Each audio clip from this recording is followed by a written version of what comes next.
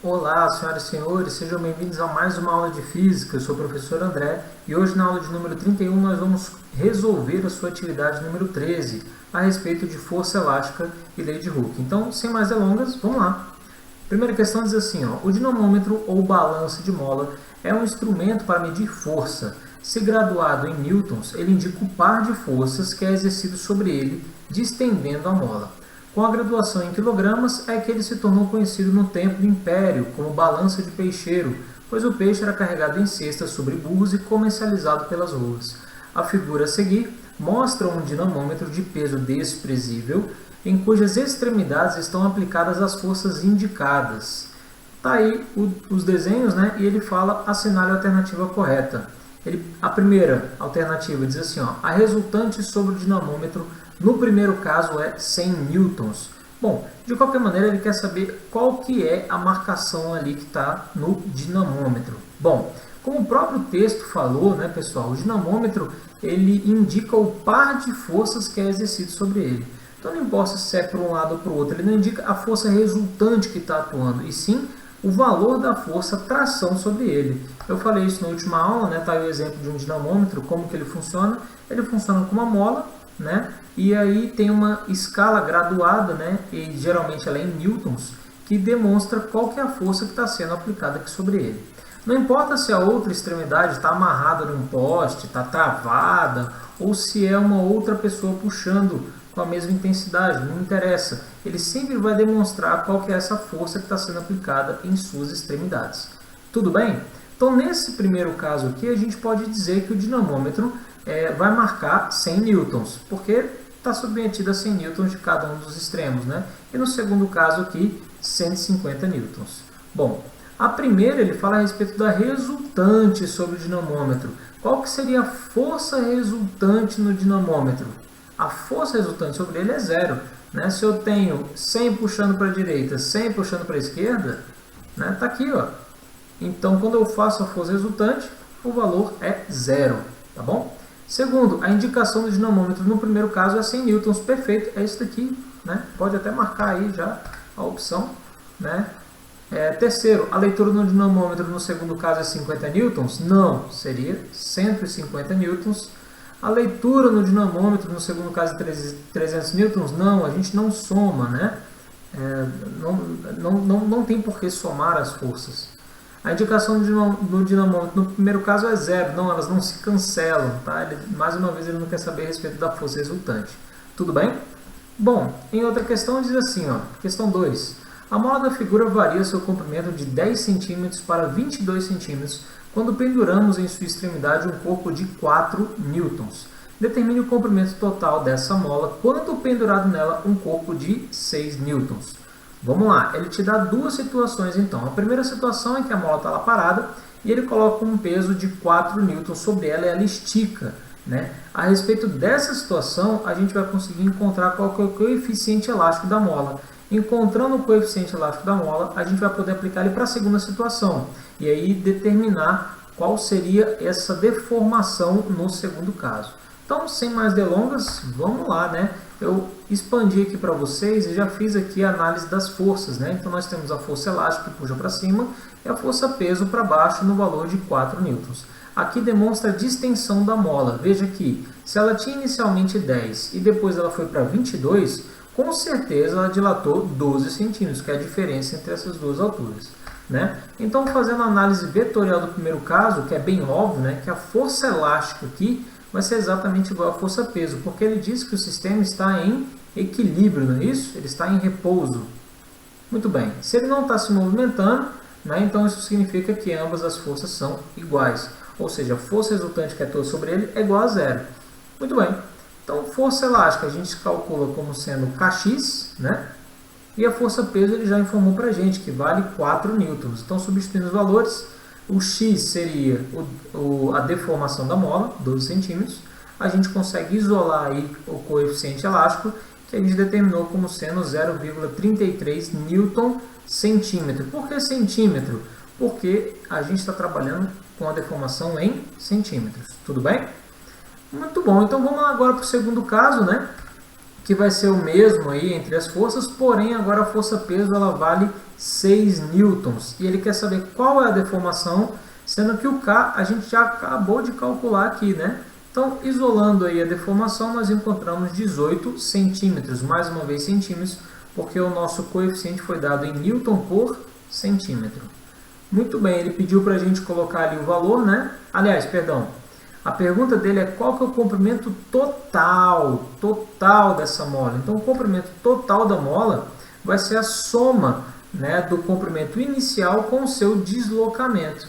Então, inicialmente, a mola tinha 10 centímetros e deslocou, né, com um peso de 6, mais 18 centímetros. Então, aí a variação total aí seria de 28 centímetros. Esse seria o comprimento total da mola depois de pendurado 6 kg. Então, você pode colocar lá, ele pediu para você, né, colocar no formato centena, dezena e unidade, tudo bem? Então, colocando centena, dezena e unidade, está aí, ó, 0,28. Tranquilo? Pessoal, vamos para a próxima. Questão 3 fala assim, ó, um bloco de massa de 5 kg está parado sobre um plano inclinado de um ângulo de 30 graus com a horizontal, preso a uma mola de constante elástica K igual a 100 Nm, como mostra a figura. O atrito entre o bloco e o plano pode ser desprezado. Calcule a deformação da mola nessa situação. Para marcação, piriri, parará. Então vamos lá, qual que seria a deformação? Novamente é o X, né? Vamos analisar esse bloco aí vetorialmente. Então, fazendo a primeira análise vetorial, o que a gente pode determinar? Que a força PY vai se cancelar com a força normal e a força PX vai ser exatamente igual à força elástica, porque mais uma vez ele diz para a gente que ele está parado. Se ele está parado, as forças são, a força resultante é igual a zero. Força resultante sendo igual a zero, eu posso afirmar perfeitamente que tudo que aponta para um lado tem que ser igual a tudo que aponta para o outro, né? Então, nesse caso aqui, ó, o Px vai ter que ser igual à força elástica. Tudo bem? Bom, vou representar aqui a força peso, né, que é a única que atua para baixo, só para a gente poder visualizar aqui melhor a relação que a força peso tem com as componentes aí Px e Py, tá? Bom, é claro que a gente vai aplicar a lei do seno, né, para poder fazer essa relação entre Px e a força peso. Ele não deu o Px para a gente, né? Ele só deu o peso. Então, a gente sabendo o peso e sabendo o ângulo, a gente consegue determinar qual o valor da Px e depois a gente consegue trabalhar aí para força elástica, tá? Então, sabendo que o Px vai ser o P seno θ, né? Segundo a lei do seno, seno cateto oposto sobre hipotenusa, repara aqui, ó, cateto oposto é esse daqui, que seria o Px, sobre hipotenusa, né, que é o maior. Então, cateto oposto ao ângulo. O ângulo é esse aqui de 30 graus, tudo bem? Então, nós temos a relação de Px igual a peso vezes seno θ. No caso aqui, o θ é de 30 graus. Então, já colocando e substituindo os valores, força elástica é igual a Kx. Então, nós temos aí a força peso, a gente ainda pode expandir ela, né, como sendo massa vezes gravidade, e agora finalmente substituir os valores.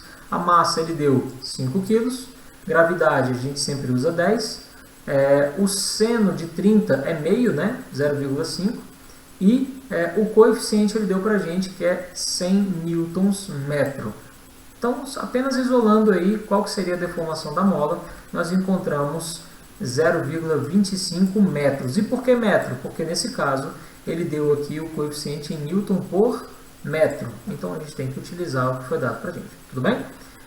Ele pediu para marcar no formato centena, dezena, unidade e multiplicar o resultado aí por 1000.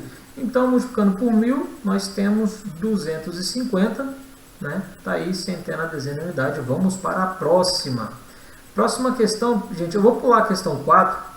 Eu vou direto para a questão 5, porque a questão 4 é a mais difícil daqui, tá? Então, questão 5 diz assim, ó. A figura mostra um sistema de 2 molas e 2 blocos em equilíbrio sobre a ação gravitacional. Sendo gravidade 10 metros por segundo quadrado, as molas têm massa desprezíveis e mesmas constantes elásticas K igual a 10 Nm/cm. Cada um dos blocos tem 7,5 kg de massa, então a massa deles são iguais, né? Ele pede aí nessas condições determine a deformação na mola 1 e a deformação na mola 2. Então, para a gente fazer isso, É claro que eu vou analisar de baixo para cima, né? Porque esse bloco 2 aqui está mais fácil da gente analisar, ele só é submetido a apenas duas forças. Vou separar ele aqui do lado e aí você vai conseguir reparar que ele só atua sobre ele a força peso e a força elástica. Como o sistema está em equilíbrio, novamente ele afirma aqui, ó, que está em repouso, eu posso afirmar que tudo que aponta para baixo tem que ser igual a tudo que aponta para cima. Então, fazendo uma análise vetorial, nós temos que a força elástica, eu chamei de força elástica 2, porque é o bloco 2, né? Vai ser igual a força peso 2.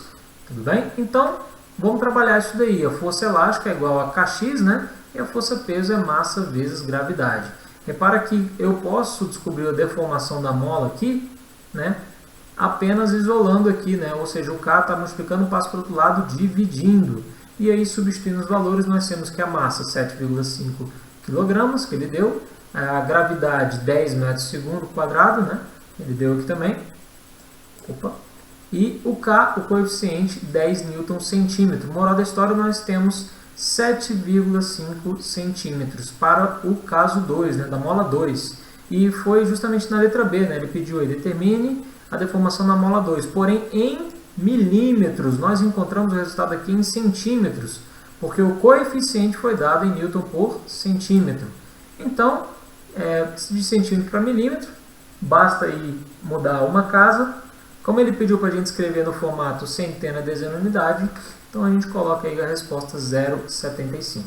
Vamos analisar então o segundo bloco, separando aqui o segundo bloco. Nós temos, ele tem um peso, né, que aponta para baixo, todo peso aponta para baixo.